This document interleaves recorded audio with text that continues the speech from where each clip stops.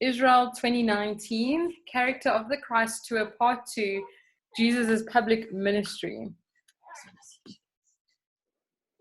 So again, you might want to have available a map of Israel in Bible towns. During the second session, I will be focusing on Jesus' ministry in northern Israel, that part that belonged to the kingdom of Israel. Once the nation split in two after King Solomon's reign, we'll start at the Sea of Galilee and circle it counterclockwise from its eastern shore.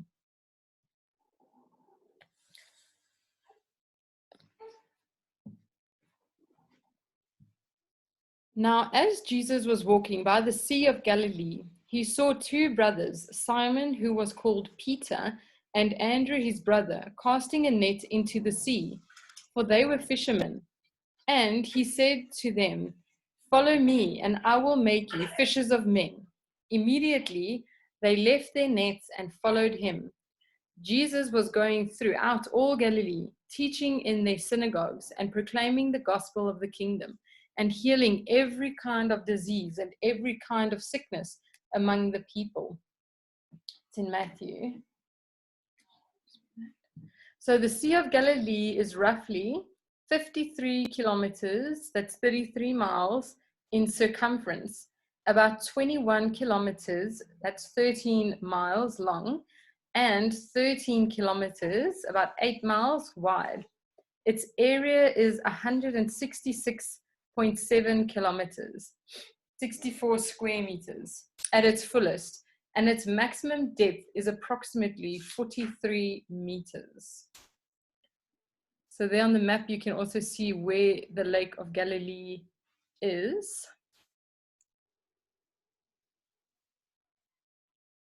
Beside the Sea of Galilee, was I the last one to realize that the Sermon on the Mount was delivered overlooking the Sea of Galilee?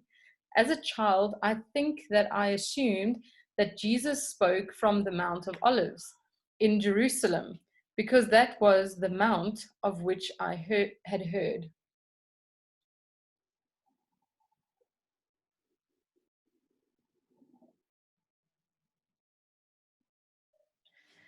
It's no wonder that Jesus so often retired to the top of the mountain to find peace. The scenery is so serene.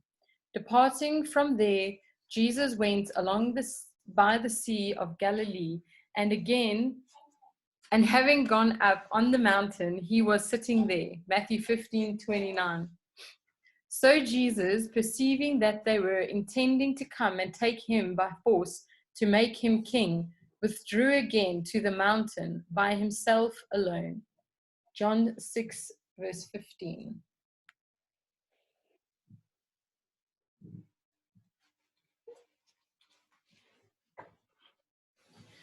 Jesus began to teach by the lake.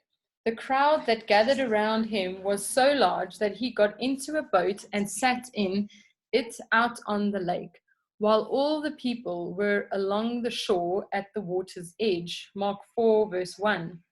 So on Sunday morning, we went out onto the Sea of Galilee in a boat, in which we listened to an exhortation and broke bread with Christadelphian brothers and sisters of like precious faith from around the world, and also with a brother and sister who came with me from Ohio.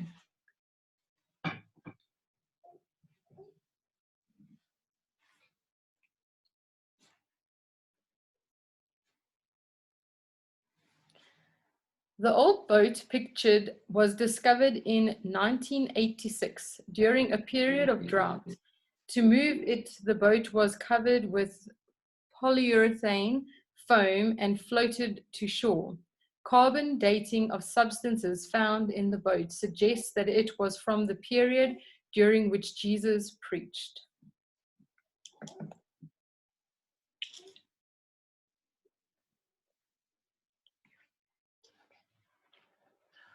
Gergesa or gennesaret.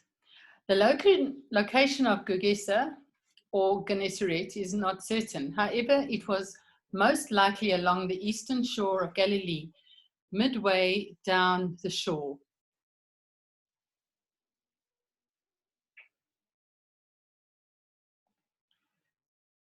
It's totally on the other side, eh? Gergesa National Park, Sea of Galilee's eastern coast. Tradition suggests that this is the site identified with Gergesa or Gergesa, which is the country of the Gadarenes, which is over against Galilee, where Jesus healed Legion, the man possessed by many demons. This view illustrates one of the hills from which the swine might have raced down into the water. Gergesa is mentioned in the Talmud as having been a center of idol worship, and our Israeli guide was adamant that Jews who consider pigs to be unclean would not have been raising them for the Roman army, as some speculate. The Golan Heights is a plateau made of the dark-colored basalt rock.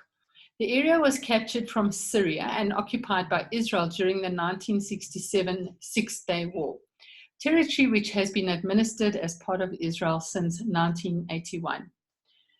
It's roughly that light blue area in the upper right-hand corner of the map. A drive along the Golan Heights, it's no wonder this territory is coveted as a strategic location. And we did see a few Syrian bunkers in the hillside and signs warning of minefields. Our Israeli guide told a story about Eli Cohen, an Israeli spy from 1961 to 65, who is alleged to have developed close relationships with the Syrian political and military hierarchy and becoming chief advisor to the Syrian Minister of Defense. As the story goes, the Syrians complained that their bunkers were too hot by day and too cold by night because of the basalt rock from which they were constructed. So Cohen advised that planting eucalyptus trees to shade the bunkers would help to keep the temperatures more even. When the Six-Day War broke out on the Golan Heights, how do you suppose the Israelis knew exactly where to bomb the Syrians? Very clever.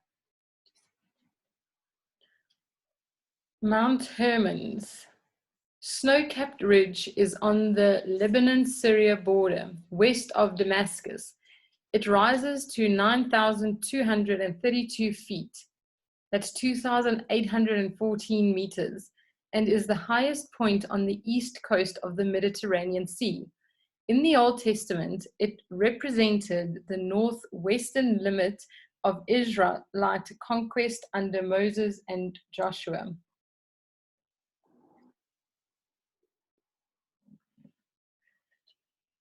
Hermon Stream Nature Reserve.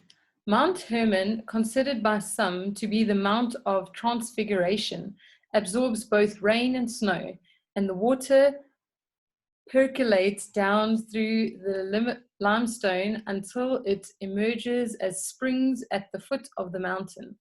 Those springs create the Dan, Hermon, Paneas, and Senior Hasbani streams, which are the headwaters of the Jordan.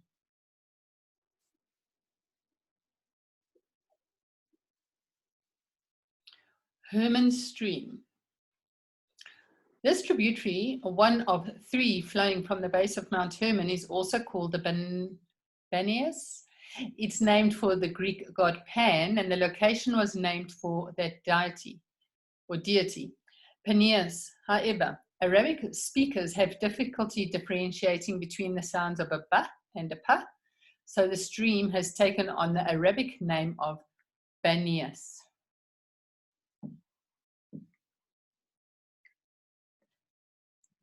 Sorry, Deb, I just saw your chat. So if everybody could open their chat box, you'd be able to see Deb shares with us on different slides when she has something to add. She will type it in the chat box, and if you have a question, you can type it in the chat box, or you're welcome to also interrupt us and ask.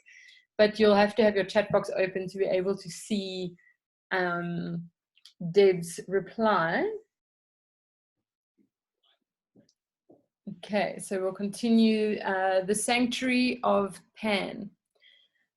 This artist's impression of the original structures at Paneas depicts 4 temples, dedicated from left to right to Augustus, Zeus, the tomb temple of the dancing goats, and to Pan himself.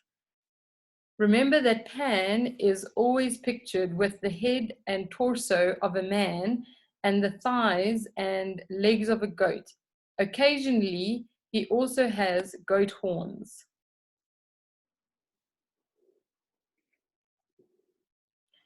This is the back wall of what had been a temple, with niches housing the statues of Greek deities. You can also see a passageway on the left that would have led to the Grotto of Pan, the holiest part of the temple complex.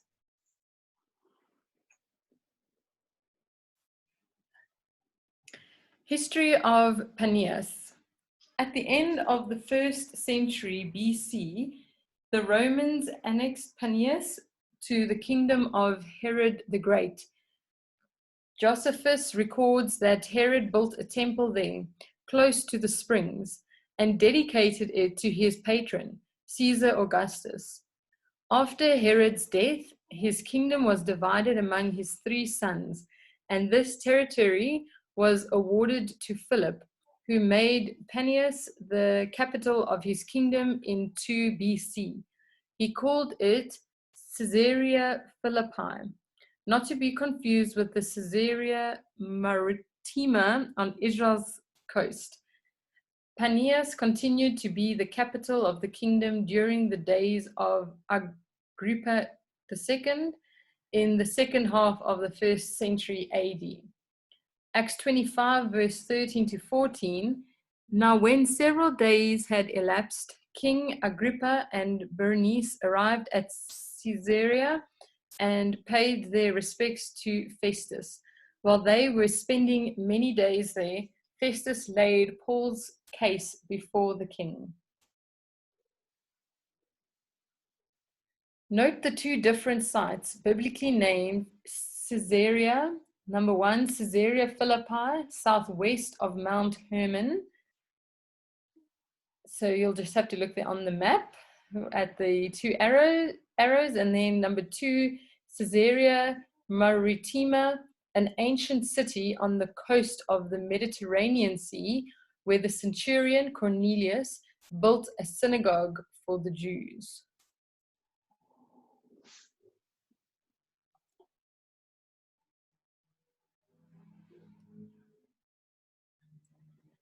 The Hermon spring, bursting out of the foot of the mountain, was thought by the pagans to be waters from Hades. This grotto, pictured below to the right, was considered to be the gate into Hades. Now when Jesus came into the district of Caesarea Philippi, he was asking his disciples, "Who do people say that the Son of Man is?" And they said, "Some say John the Baptist, and others Elijah, but still others Jeremiah, or one of the prophets." He said to them, "But who do you say that I am?" Simon Peter answered, "You are the Christ, the Son of the living God." And Jesus said to him, "Blessed are you, Simon Bar-Jonah, because flesh and blood did not reveal this to you, but my Father who is in heaven. I also say to you that you are Peter, and upon this rock I will build my church, and the gates of Hades will not overpower it." Matthew 16:13 to 18. This reference to Hades, translated as hell, in some versions adds an additional layer of meaning to the passage for me.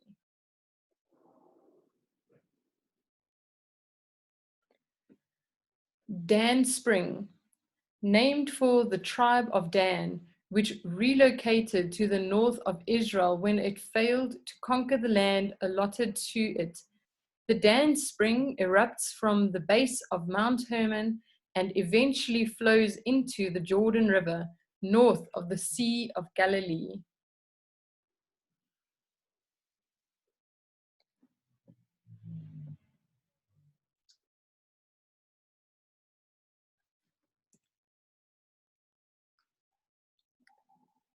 So Dan is a city mentioned in the Hebrew Bible, described as the kingdom of Israel's northernmost city, and belonging to the tribe of Dan. The city is identified with an archaeological excavation site known as Tel Dan.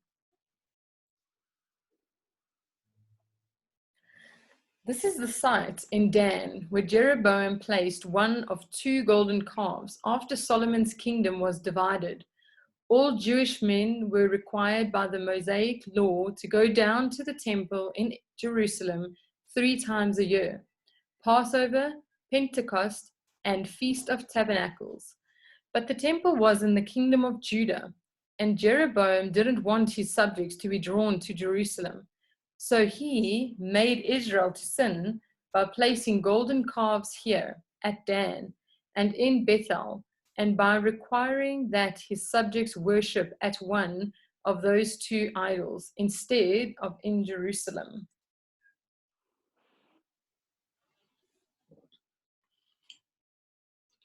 The Hula Nature Reserve.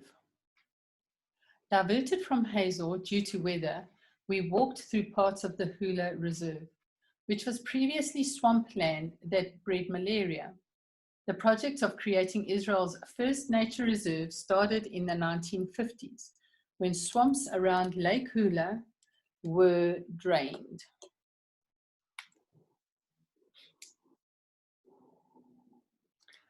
The reserve now hosts 200 migratory birds, as well as water buffalo, swamp turtles, otters, and nutrias, which are large web-footed rodents.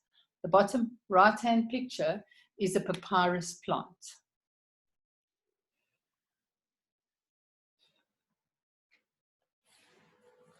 Capernaum was a fishing village established during the time of the Maccabees, located on the northern shore of the Sea of Galilee. It had a population of about 1,500. Archaeological excavations have revealed 2 ancient synagogues built one on top of the other. Now, when Jesus heard that John had been taken into custody, he withdrew into Galilee, and leaving Nazareth, he came and settled in Capernaum, which is by the sea, in the region of Zebulun and Naphtali.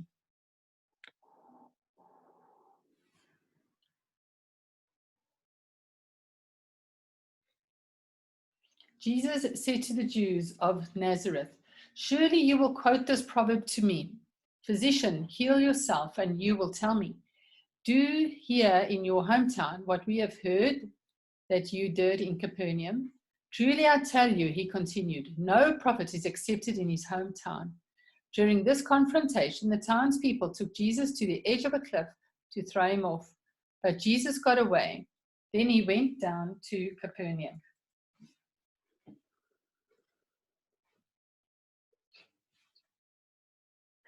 Capernaum became Jesus' home base during his public ministry once he was rejected at Nazareth. It was also Peter's hometown.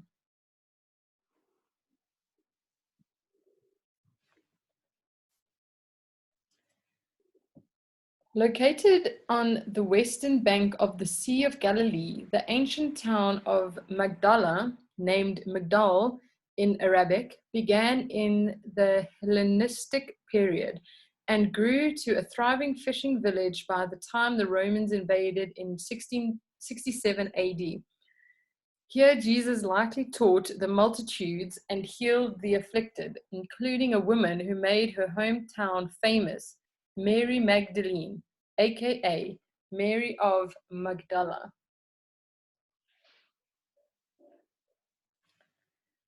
Speculation alert. The Bible tells us that a woman named Mary was associated with Magdala and was cured of 7 afflictions. In Luke 7 describes a sinful woman who washed Jesus' feet with her tears and anointed them with expensive perfume.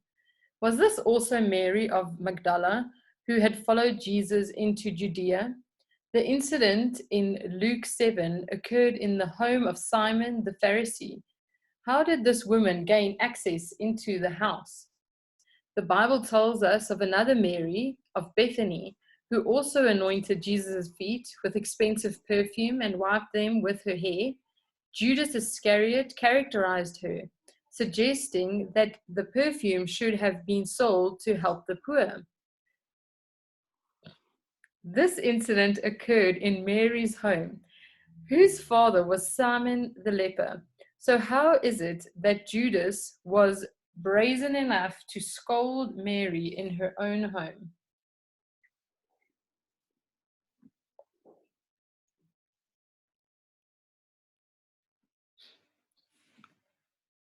Speculation continued. Were Simon the Pharisee and Simon the leper the same person? Possibly because the former became afflicted with leprosy following his negative interaction with Jesus. Connecting all these dots then makes Mary, Martha, Lazarus, and Judas' sibling all children of Simon the leper, formerly a Pharisee. This then explains why Judas, her brother, was bold enough to scold Mary, his sister, in her own home. Note that Mary of Magdala and Mary of Bethany are never in the same place at the same time in the Bible. I can't take credit for this speculation. Brother Harry Whittaker explains it much more eloquently in his studies in the Gospels, if you're interested in exploring this idea further.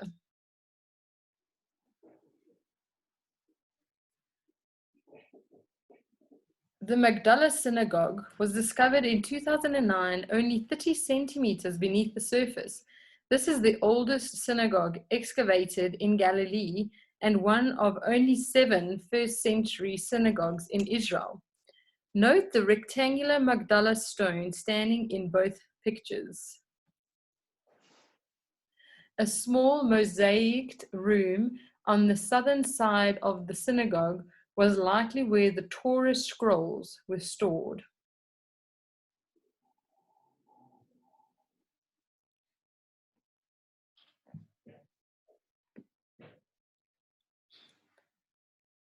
The Magdala stone is one of the unique finds in the synagogue, believed to be a holder for the Torah and prophet scrolls.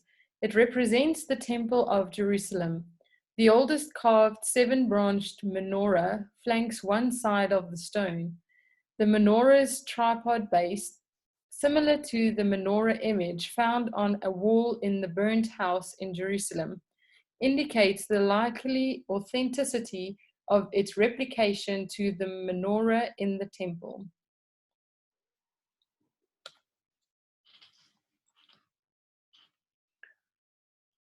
More views of the Magdala stone. The rosette design on the top represents the veil before the Holy of Holies. The backside offers an image of a fiery chariot to represent the divine presence in the Holy of Holies.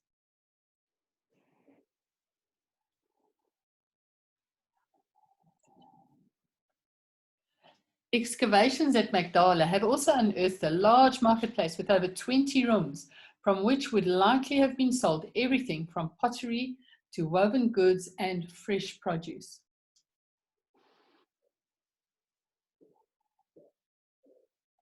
Look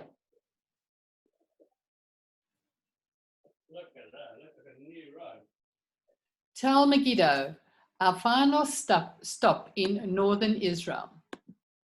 The archaeological mound itself has an area of 15 acres and rises almost 60 meters, which is 200 feet above its surroundings. Amazing view.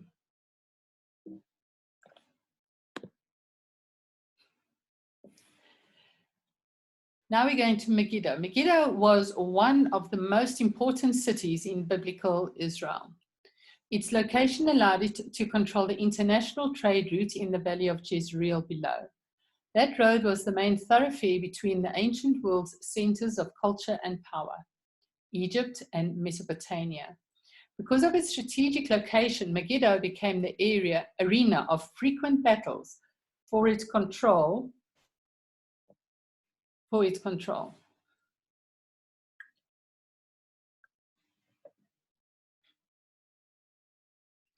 The Bible notes Megiddo in the list of towns whose Canaanite kings were defeated by Joshua in Joshua 12, verse 21. King Solomon levied taxes to build the house of the Lord and his own house, and Millo and the wall of Jerusalem, and Hazor and Megiddo and Giza in 1 Kings 9:15. Later, Jehu shot King Ahaziah of Judah, and the latter fled to Megiddo and died there in 2 Kings 9. Here too, when Pharaoh Necho saw King Joshua of Judah, Necho killed him at Megiddo. 2 Kings 23, verse 29. General Edmund Allenby declared himself Lord Allenby of Megiddo after defeating the Ottoman Turks here in World War I.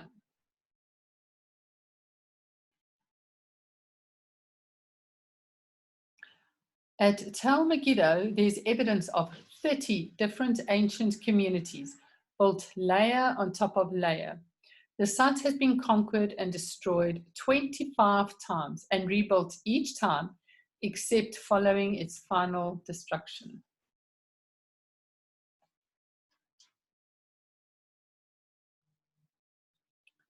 These restored gates at the left to the mountain fortress of Megiddo may date back to Solomon's reign. It must be awesome. Sure. It's obviously built strong with like big rocks. A public grain silo, possibly built by Jeroboam II, is over 7 yards or 7 meters deep and 12 yards or 11 meters in diameter, allowing it to hold 1,000 tons of wheat, some of which was likely used to feed horses stabled within the city. The picture on the right, this is a trough or manger from one of 2 stables found at Megiddo. The presence of expansive stables attests to the city's use as a cavalry stronghold. While Jesus' manger was likely made from wood instead of stone, you can visualize a baby sleeping in one of these. Megiddo's water system. The system was hewn during the period of the Israelite kings, possibly Ahab, in order to bring water into the city without having to exit the walls during times of siege. The hewn shaft, 40 yards or 36 meters deep, connected to a horizontal tunnel more than 76 yards, 70 meters long, that extended to a spring in a cave at the foot of the mound, outside the walls. The tunnel's incline ensured that the water flowed to the bottom of the shaft, from which inhabitants drew their water. The outer entrance was concealed by a massive wall covered with earth.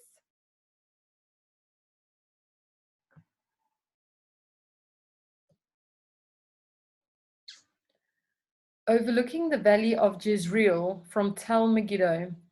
Mentioned often in the Bible, these fertile plains hosted many battles. This was the scene of Gideon's battle against the coalition of 3 different armies. God would allow Gideon only 300 fighters to demonstrate that it was God, not men, who had true control. First, Gideon dismissed all the faint of heart. Then he dismissed those who drank from the water by lapping it like as a dog, as well as those who bowed down on their knees to drink, leaving only 300 who lapped the water by lifting it to their mouths.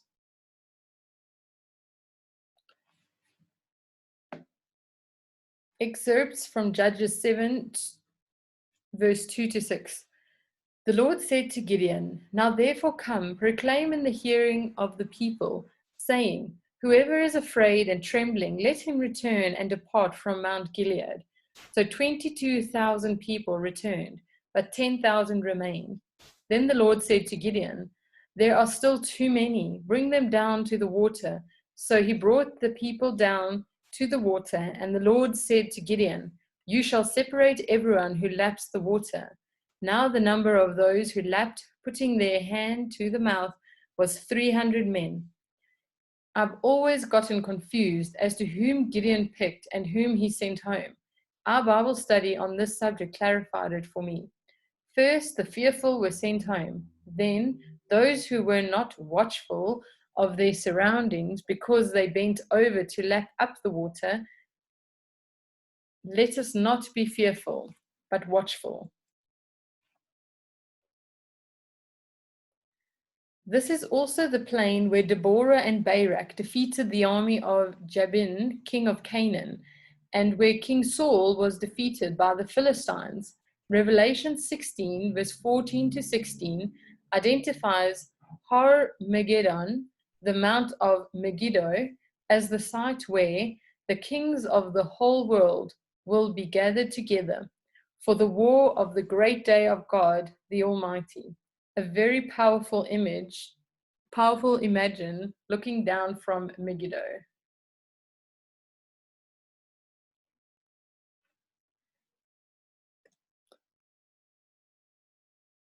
And to close, sunset over northern Israel.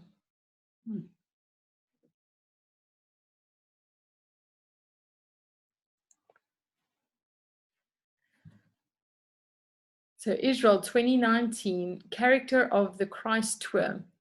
This concludes the second slideshow. The next week, God willing, we'll visit sites in Jerusalem, particularly those from Jesus' last week there.